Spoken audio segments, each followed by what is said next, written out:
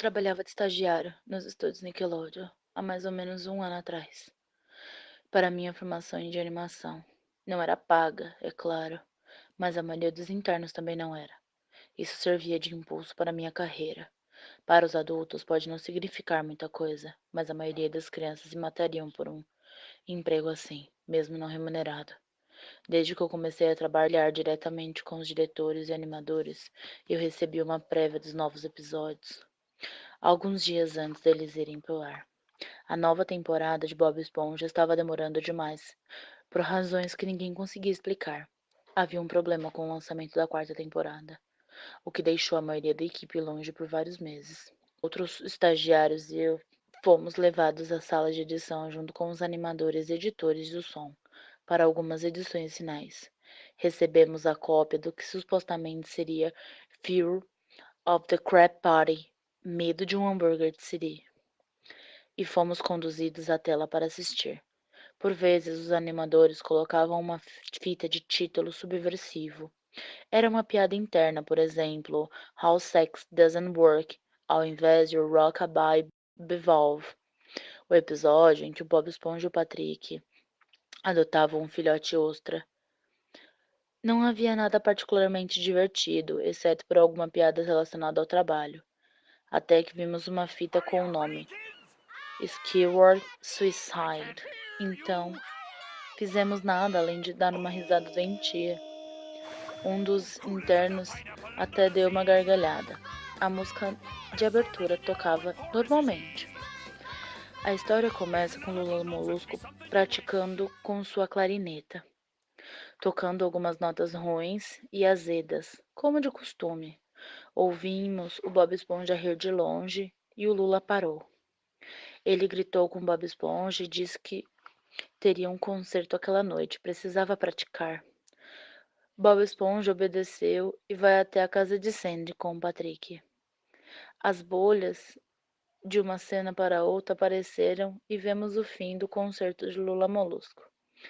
Aí que as coisas começaram a ficar bizarras. Enquanto tocava, alguns frames começaram a se repetir sozinhos, mas o som não saía. Nesse ponto, o som era para começar junto com a animação. Então, sim, não era algo normal. Quando ele parou, o som continuou normalmente, como se aquela repetição nunca houvesse ocorrido.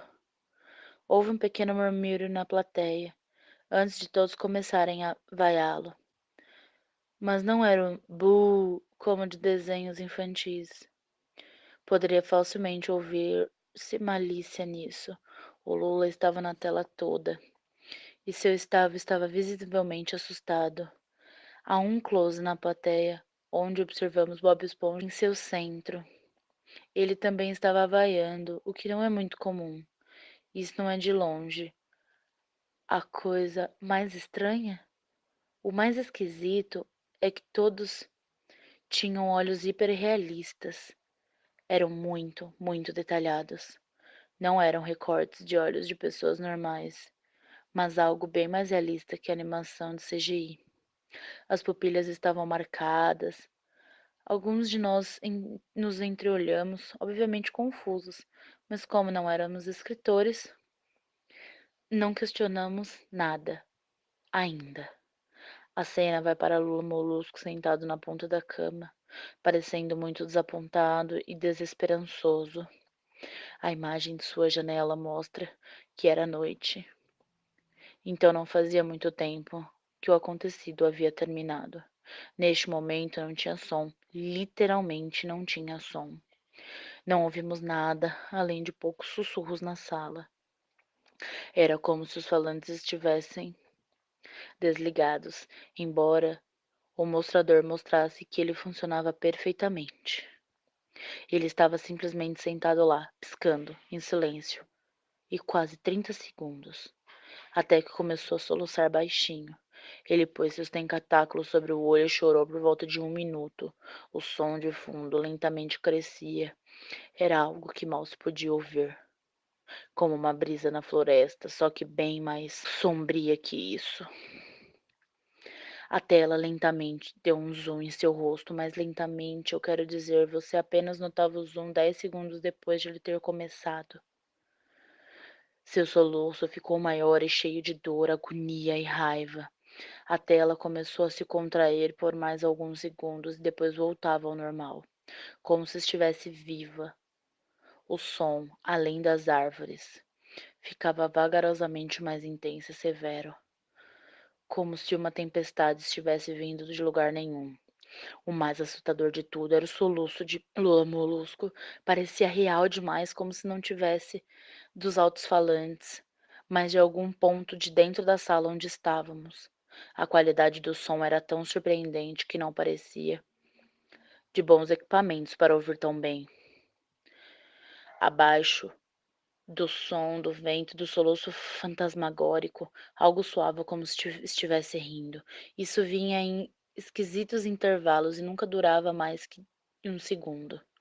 Você tinha que se concentrar bastante para ouvi-lo. Depois de 30 segundos disso, a tela embaçou e começou a contrair violentamente.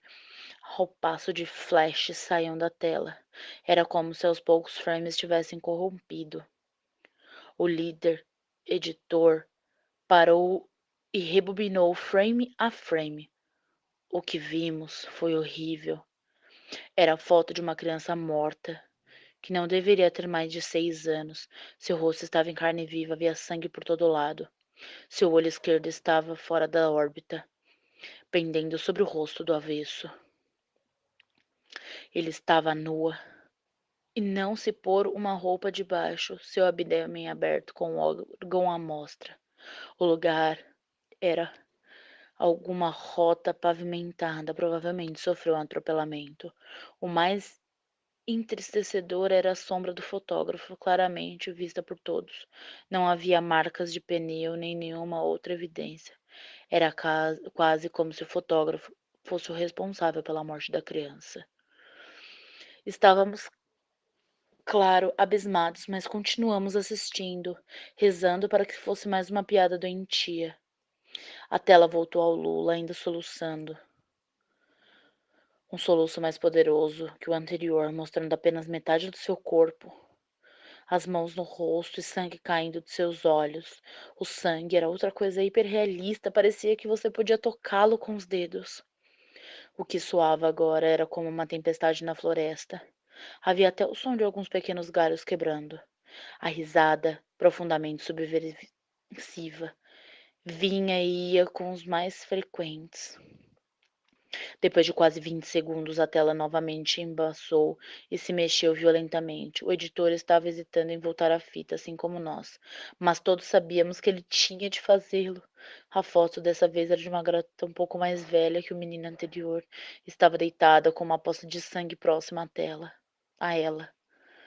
Seu olho esquerdo também havia sacado e ela estava nua, a não ser novamente pela roupa de baixo. O corpo estava na estrada e a sombra do fotógrafo era visível mais uma vez, muito similar ao primeiro. Todos estavam quase catatônicos. Um vomitou e a única mulher na sala correu. O show foi retomado 5 minutos depois que a segunda foto foi mostrada. Todo o som parou, da mesma forma que aconteceu no começo da cena. Ele tirou os tentáculos dos olhos, os quais eram hiperrealistas, como os de todos os outros no início do episódio. Eles estavam sangrando e pulsando.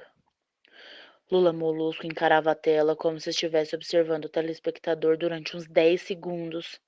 Ele começou a soluçar e cobrir os olhos novamente. O som voltou, agora mais assustador que nunca. Seu soluço estava misturado com gritos insanos.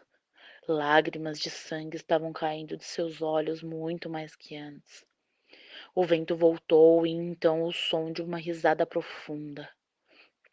A próxima sequência de contrações começaram, e o editor estava pronto para pará-la antes de terminar. Ele rebobinou. Dessa vez uma foto de um garoto, da mesma faixa etária que os anteriores, mas a cena era diferente. Suas entranhas estavam sendo puxadas por uma mão enorme e seu olho direito pendendo sobre o rosto coberto de sangue. O animador prosseguiu.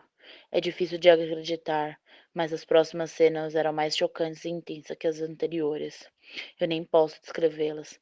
Fomos seguindo e seguindo, assistindo quase sempre a mesma coisa. Chegou a um ponto em que eu perdi o controle e vomitei. Os outros estavam tossindo, com lágrimas nos olhos, então chegamos a um ponto crucial. Alguns frames eram diferentes dos outros, exatamente 5. Cada frame era uma sequência de foto anterior. Vimos lentamente a mão chegar perto dos olhos e então arrancá-los.